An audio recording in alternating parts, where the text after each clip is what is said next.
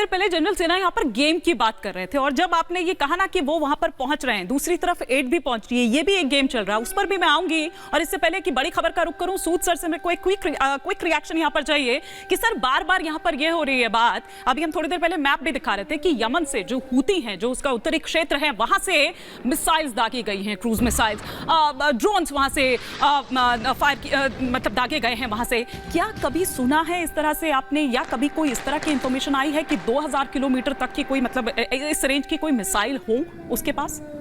ऐसा है कि इस टाइम पे सिचुएशन बहुत ज़्यादा ग्रिम है और हम बढ़ रहे हैं थर्ड वर्ल्ड वॉर की तरफ। और ये जितने मिलिटेंट ग्रुप्स हैं इकट्ठे हो गए क्योंकि आइसोलेटेड थे। अब इजराइल का किसी कंट्री से लड़ना अलग बात है, किसी मिलिटेंट ग्रुप से लड़ना अलग बात है, क्योंकि जो मिलिटेंट ग्रुप्स होते हैं वो जो आपकी जनरल पब्लिक है उसके साथ मिले होते हैं। अब हाउतीस भी बीच में आ गए, हमास तो था ही बीच में, हिजबुल्लाह साथ में है। और एक्चुअली क्या है कि जितनी भी कंट्रीज आइसोलेटेड थी, जैसे ईरान था, नॉर्थ कोरिया था, वो इनको सपोर्ट दे रहे हैं क्योंकि वो इस टाइम पे अमेरिका को टारगेट कर रहे हैं इसराइल के थ्रू। साथ में जो सबसे बड़ी गलती की थी, मैंने पहले भी कहा था, वो था रशिया को टारगेट करना। और रशिया और चाइना इस टाइप पे मिल चुके हैं और दोनों मिलकर के इनको पीछे सपोर्ट दे रहे हैं। अपने वार प्लेन्स तैनात कर दिए उन्होंने, मिसाइल्स दे रहे हैं डायरेक्टली या इनडायरेक्टली।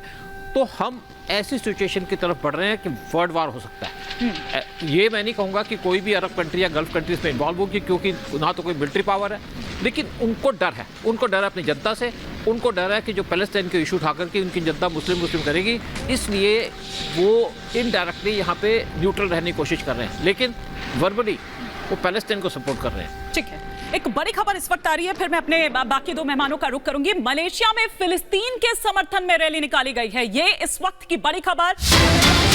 अगर वो शॉट्स भी हमारे पास हो, वो तस्वीरें हमारे पास हो, तो वो तस्वीरें भी हम दिखाएं कि फिलिस्तीन के समर्थन में ये रैली निकाली जा रही है। कुआला लंपुर में सैकड़ों लोगों ने एक मार्च निकाला है। ये देखिए, झंडे लिए, बैनर लिए, ये लोग इस वक्त मार्च निकाल रहे हैं। अमेरिकी दूतावास के पास लोगों ने ये प्रदर्शन किया इजराइल को अमेरिकी समर्थन पर। दरअसल ये विरोध प्रदर्शन इस वक्त चल रहा है, ये इस वक्त फ्लैग लिए हुए आप देख सकते हैं, लगातार आगे बढ़ते हुए। अच्छा, यहाँ पर यह भी है कि इजराइल के बहाने कहीं ना कहीं अमेरिका पर भी निशाना जो है वो यहाँ पर साधा जा रहा है, क्योंकि अमेरिका कॉमन फैक्टर है। क्या मैं सही कह रही हूँ ग्रुप कैप्टन यूके देवनाथ साहब? देखिए, चीन क्या चाहता है कि 2049 तक वो दुनिया में नंबर 1 लीडर बन जाए। रूस क्या चाहता है कि पुरानी जो यूएसएसआर सोवियत अंपायर की जो ग्लोरी थी उसे पुतिन फिर से खोकर अब वापस लाना चाहते हैं।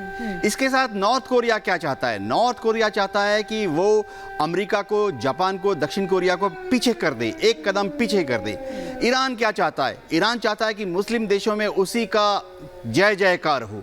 तो ये सारे 3-4 देश ऐसा कोई भी मौका नहीं खोएंगे जिसमें कि वह अमेरिका को दबा सके, अमेरिका को नीचा दिखा सके। और इजराइल इसका बहुत ही बढ़िया जरिया है। इन सब देशों को मालूम है कि दुनिया भर में फिलिस्तीन के जो मुस्लिम रिफ्यूजीज हैं उनके लिए एक समर्थन है ग्राउंड लेवल पर। हम देख रहे थे मलेशिया और इतने दूर दराज के इंडोनेशिया में भी लोग सड़क पे आ रहे हैं फिलिस्तीन के सिविलियन नागरिकों के समर्थन में।